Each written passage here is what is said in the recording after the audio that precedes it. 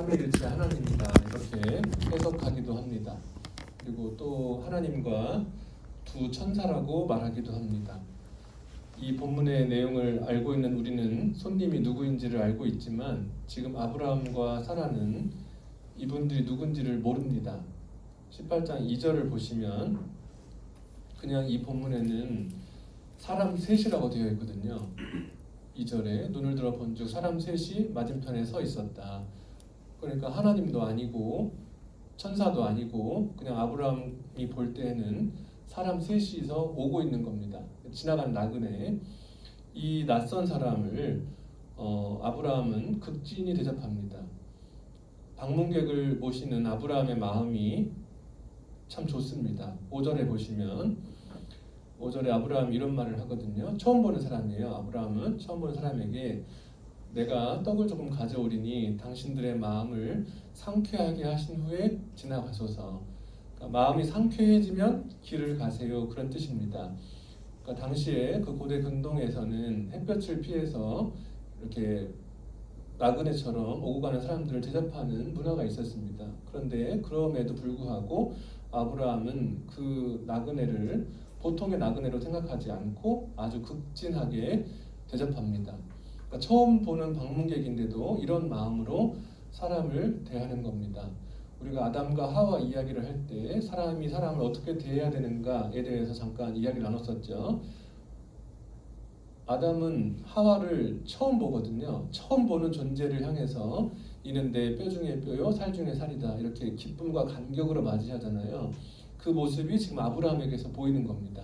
처음 보는 사람을 이렇게 대하는 것, 이 마음 참 소중한 겁니다. 사람과 사람의 만남이 이래야 됩니다. 뜨거운 땡볕에 시원한 바람처럼 상쾌해야 됩니다. 그 사람과의 관계는. 그러나 지금 우리 사회는 처음 보는 사람을 이렇게 대접했다가는 사기당하기 십상입니다. 교회도 요즘은 새신자가 들어오면 환영하지 않습니다. 경계부터 합니다. 저것들 신천지 아니야? 이렇게 먼저 보거든요. 그러니까 이게 인간 사회가 너무나 잘못되어 있는 거죠. 그런 대접을 좋아하지도 않아요. 교회에 왔다 그러면 막 누군가가 과하게 맞이하고 이런 것들을 부담스러워합니다. 그러니까 서로 자기 삶에 누가 들어오는 것을 원하지 않는 거예요. 모르는 사람이 호의를 베풀면 의심부터 하죠. 쟤 왜 저래? 그리고 불편해하고 불쾌해하기도 합니다. 그런 아브라함은 새 방문객이 선한 사람인지 악한 사람인지 알지 못하면서도 그들을 마치 하나님처럼 모십니다. 기쁨으로 맞이합니다. 우리는 누구를 대하든 이런 마음을 품어야 됩니다. 우리는 예고 없이 찾아오는 사람을 좋아하지 않습니다. 특히 저 같은 이 딱 규율화되어 있는 것을 좋아하는 사람은 누군가가 갑자기 찾아오면 내 일을 중단시키는 사람처럼 느낄 때가 있고 내 시간을 빼앗는 사람처럼 여길 때가 있습니다. 내가 해야 할 일이 많을 때는 더 짜증이 나죠. 우리는 사람을 1분을 만나든 5분을 만나든 순간순간에 최선을 다해야 할 필요가 있습니다. 아브라함은 낯선 나그네들을 위해서 발 씻을 물을 준비하고 시원한 그늘에 자리를 마련합니다. 그리고 장막으로 뛰어들어가서 아내 사라에게 음식을 장만하도록 합니다. 그리고 자기는 가축대가 있는 곳으로 달려가서 금세 송아지를 잡습니다. 18장 오늘 본문을 자세히 보시면 아브라함이 얼마나 분주하게 움직이는지를 알 수 있습니다. 2절 다시 한번 보시면 2절에 달려나가라는 표현이 되어 있죠. 아브라함이 문에서 달려나갑니다. 그 사람들 영접하기 위해서. 6절 보시면 아브라함이 급히 장막으로 갔다. 그 뛰어다니는 거예요. 지금 아브라함이 7절에도 아브라함이 또 가축대에 있는 곳에 달려갔다. 그러니까 아브라함이 이 방문객을 맞이하기 위해서 얼마나 분주하게 움직이는지를 묘사하는 구절이 굉장히 많습니다. 그러니까 한 집안의 어른이고 지금 한 민족의 족장인 아브라함이 마치 하인처럼 이리 뛰고 저리 뛰고 움직이는 겁니다. 이러한 아브라함의 헌신을 통해서 새 방문객이 상쾌하게 되는 겁니다. 이것이 인간관계의 본질입니다. 내가 저 사람을 통해서 뭘 얻을 수 있을까? 저 사람이 나에게 얼마나 도움이 될까? 이것이 인간관계의 기준이 아니라 내가 저 사람을 상쾌하게 만들고자 하는 노력입니다. 기쁨으로 대접하는 겁니다. 아무런 조건 없이 받아주는 겁니다. 우리는 하나님도 이렇게 모셔야 되고 사람도 이렇게 대해야 됩니다. 아브라함은 나중에서야 이 세 방문객이 하나님과 하나님의 사자였다는 것을 알아차립니다. 하나님 이어서 처음부터 극진히 모셨던 것이 아닙니다. 예수님도 이런 말씀을 하셨죠. 마태복음 25장 40절입니다. 같이 읽겠습니다. 시작. 이미 대답하여 이르시되 내가 진실로 너희에게 이르노니 너희가 여기 내 형제 중에 지극히 작은 자 하나에게 한 것이 곧 내게 한 것이니라 하시고. 지극히 작은 자에게 한 것이 곧 주님께 한 것이다. 이런 말씀이거든요. 아브라함이 새 방문객을 대접한 음식의 양을 한번 살펴볼 필요가 있습니다. 6절 다시 한번 보시면 오늘 본문에 빵을 만드는데 세스아를 사용합니다. 세스하면 대략 22리터입니다. 한 마리 조금 넘는 거거든요. 떡 한 마리면 여기 있는 사람이 먹고 남습니다. 한 마리 떡을 하면. 그리고 뭘 잡습니까? 7절에 송아지를 잡습니다. 송아지를 한 마리를 셋이서 먹을 수 있나요? 못 먹죠. 무심히 지나쳤지만 아브라함과 지금 사라가 준비하고 있는 음식은 세 사람이 먹기엔 너무 많은 양이에요. 이것이 의미하는 것은 지금 이 세 방문객이 머문 곳에 잔치가 벌어졌다는 거예요. 단순히 요기하는 정도의 형식적인 접대가 아니라 이 집에 있는 모든 사람들과 함께 이 잔치를 즐기고 있다는 겁니다. 더 넓게 생각하면 앞으로 일어날 사라의 임신과 이삭의 탄생을 축하하는 자리입니다. 그래서 오늘 처음으로 이 하나님의 언약에 내가 너희가 아들을 주겠다는 약속은 여러 번 하셨잖아요, 하나님께서. 근데 그 언약 속에 사라가 이제 등장합니다.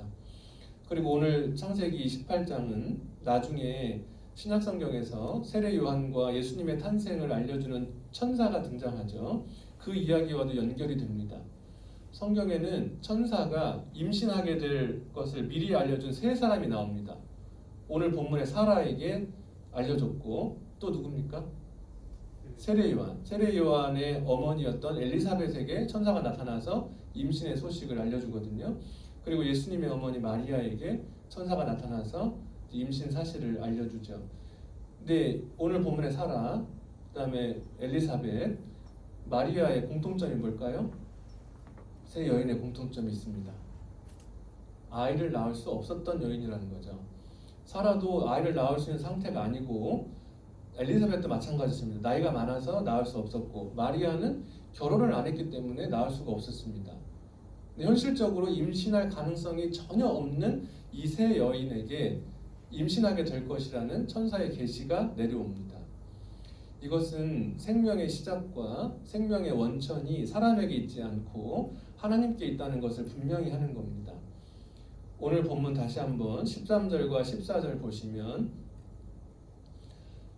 13절과 14절입니다. 그 1절부터 12절까지는 여호와라는 단어가 잘 등장하지 않는데요. 13절과 14절에는 여호와께서라는 단어가 이렇게 딱 못 박혀 있습니다. 지금 이미 천사가 나타났었는데 지금 여호와라고 지금 명시하고 있는 거예요. 13절과 14절 같이 읽겠습니다. 시작. 여호와께서 아브라함에게 이르시되 사라가 왜 웃으며 이르기를 내가 늙었거늘 어떻게 아들을 낳으리요 하느냐.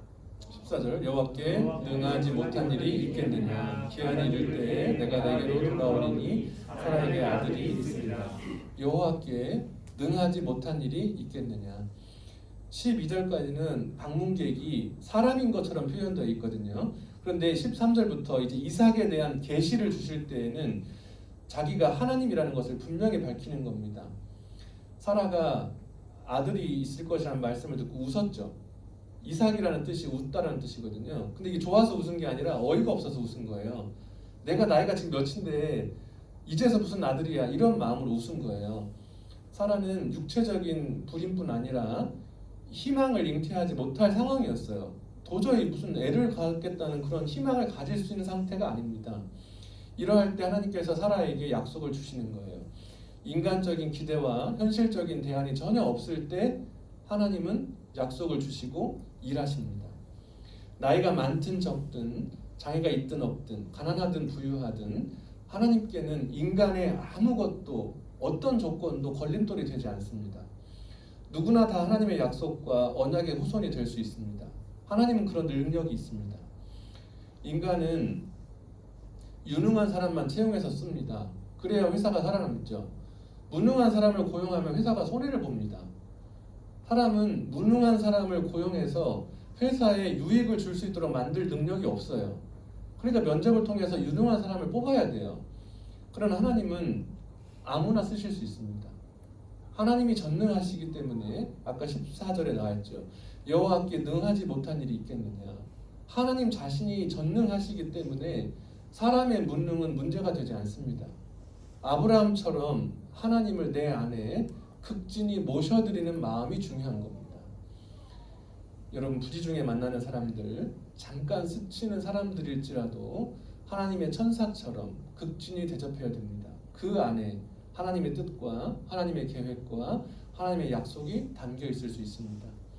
하나님은 내가 생각하지 못한 때에 내가 생각하지 못한 사람을 통해서 일하실 수 있습니다. 그들이 바로 천사입니다.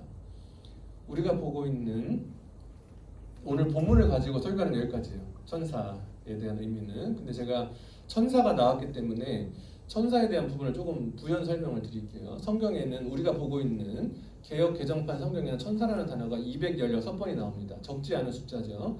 200번이 넘게 나오는데요. 특별히 구약 성경에는 스가랴서에 많이 나오고 신약 성경에는 요한계시록에 많이 나옵니다. 천사가 무슨 뜻입니까? 천사? 요즘은 교회에서보다 세상에서 천사라는 단어를 더 많이 사용하죠. 마음이 착한 사람, 예쁜 사람, 아기처럼 피부가 뽀얀 사람, 이런 사람을 천사 같다라고 표현하잖아요. 근데 본래 이 천사는 기독교 용어예요. 신학 용어거든요. 한자로 하면 하늘 천자에 불일 사자입니다. 그러니까 하나님께서 부리는 자가 천사입니다. 이 개념으로는. 그러니까 히브리 원어도 똑같습니다. 히브리 원어의 뜻은 보냄을 받은 자, 심부름꾼, 사자 이런 뜻이거든요. 그러니까 천사라는 것은 하나님과 인간 사이에서 하나님의 뜻을 인간에게 전달하는 매개자, 수호자라고 할 수 있습니다. 성경에 나오는 대표적인 천사가 누굽니까? 여러분 아는 천사 이름? 미가엘, 미카엘, 가브리엘, 두 천사죠. 미가엘은 구약성경 다니엘서에 나오는 천사고 가브리엘은 다니엘서도 나오고 신약성경에 아까 얘기했던 마리아에게 탄생 소식을 알려줬던 천사가 가브리엘입니다. 이 천사에는 두 가지 종류가 있습니다. 첫째는 영적 존재로서 천상에 머물러 있는 천사가 있고 두 번째는 지상에 존재하는 천사가 있습니다. 지상에 존재하는 천사가 누굴까요? 이게 사람이에요. 근데 모든 사람을 천사라고 하진 않습니다. 그럼 어떤 사람이 지상의 천사일까? 하나님의 보냄을 받은 자를 천사라고 합니다. 누가복음 22장 43절 보시면 이게 겟세마네 기도입니다. 우리가 잘 아는. 그때 천사가 하늘로부터 예수님께 나타나서 힘을 더하더라 이렇게 되어 있거든요. 이것은 하늘로부터 내려온 천사니까 천상의 천사죠. 그렇죠? 근데 이 말씀은 조금씩 내용은 다르지만 마태복음, 마가복음, 누가복음에 동일하게 기록되어 있습니다. 그러니까 지금 예수님께서는 십자가를 져야 되는 막중한 사명을 앞에 두고 간절한 마음으로 기도하고 계십니다. 슬픔 속에 빠져 있고 고통에 빠져 있는 예수님을 위해서 하나님께서 천상의 천사를 보내십니다.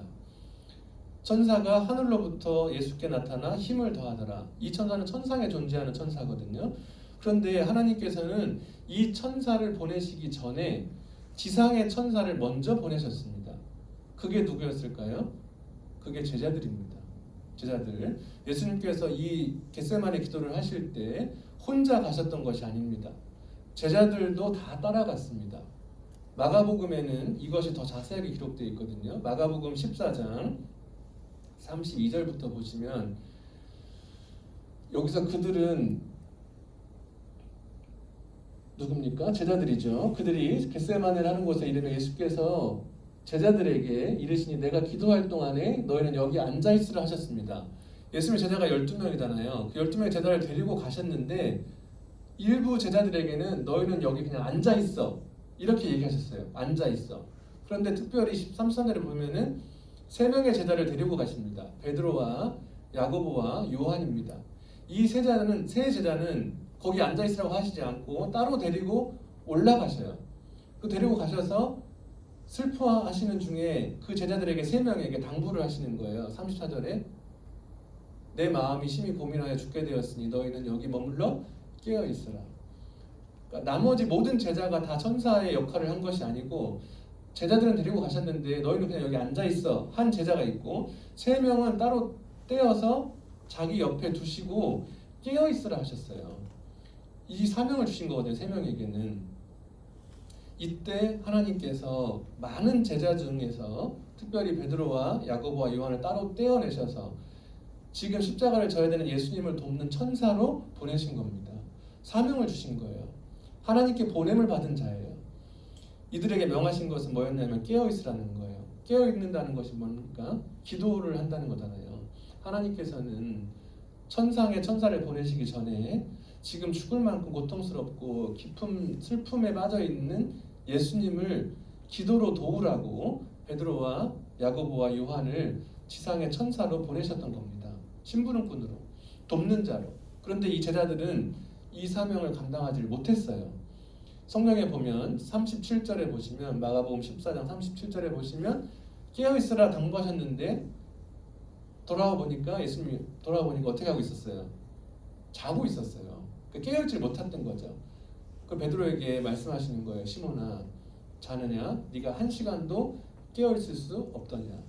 그러니까 천사의 사명을 감당하지 못했던 거죠. 그 세 제자가 십자가를 앞에 둔 예수님에게 옆에서 기도로 돕는 자가 있어도 되고 없어도 되는 존재가 아니에요. 꼭 있어야 되는 존재. 예수님 옆에 이 천사는 꼭 있어야 돼요. 예수님을 도와야 돼요. 반드시 있어야 되는 존재거든요. 반드시 예수님 옆에서 누군가가 기도로 돕는 자가 있어야 됐기 때문에 하나님께서는 제자들이 그 사명을 감당하지 못할 때 하늘의 천사를 보내신 거예요. 하나님께서 하와를 만드실 때 아담을 돕는 배필로 만드셨다고 우리가 배웠죠.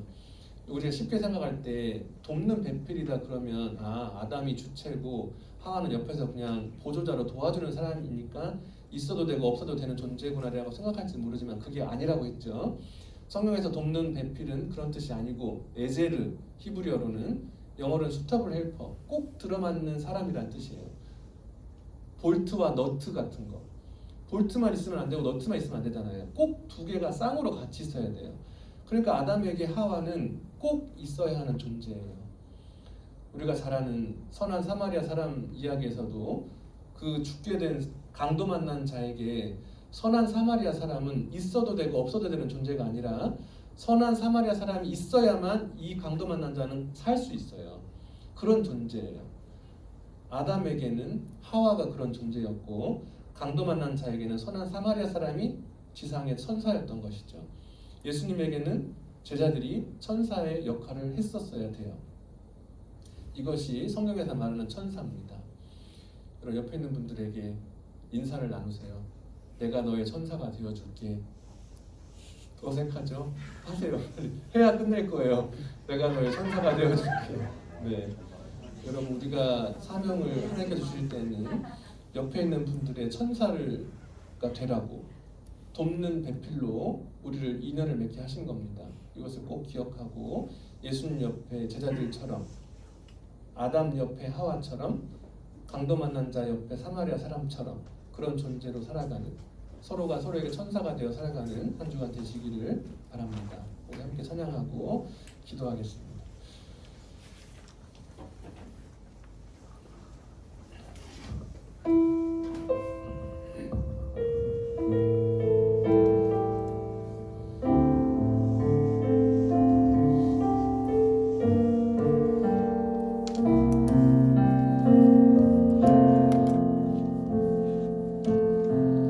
형제의 모습 속에 보이는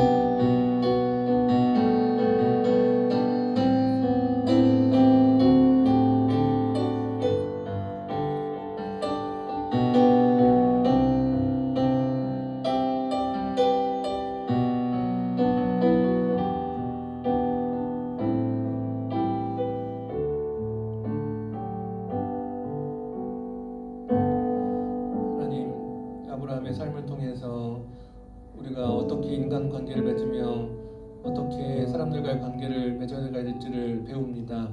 우리의 마음 가운데 상대방을 향한 분노와 원망과 시기와 질투보다 그 안에 하나님의 새겨주신 하나님의 형상이 있음을 늘 깨닫고 서로가 서로에게 천사가 되어 살아가는 한 주간이 되게 하여 주옵소서. 나에게 구원자가 꼭 필요하기에 이 땅에 오신 예수님처럼 우리에게 꼭 필요한 자들을 우리에게 붙여주시고 함께해 주실 그 주님을 기대합니다. 내가 부치 중에 만나는 모든 사람들에게 최선을 다해서 정성을 다해서 한 주간 동안 최선을 다해 섬길 수 있는 한 주간이 될 수 있도록 인도하여 주옵소서. 특별히 예수님께서 오신 성탄을 맞이하면서 이 겨울을 더욱 고통스럽게 더욱 춥게 보내고 있는 많은 이웃들을 기억하게 도와주시고 내가 그들의 천사가 되어 살아가는 한 주간이 될 수 있도록 인도하여 주옵소서. 하나님의 사랑과 예수님의 은혜, 성령님의 교통하심이 인도하심이 이 시간 예배한 우리 모두와 유기농 공동체 위에 봉일전 교회 위에 지금부터 영원토록 함께 하시기를 간절히 축원하옵나이다.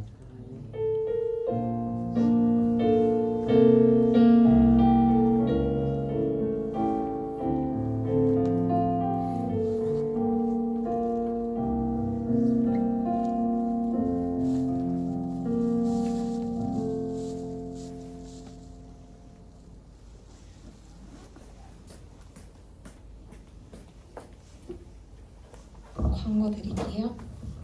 매일 큐티 아침 단톡방에 올라가고 있습니다. 큐티로 하루를 시작하시는 우리 청년부 되시길 바랄게요. 줌 기도회 목요일 밤 10시에 계속되고 있습니다. 많이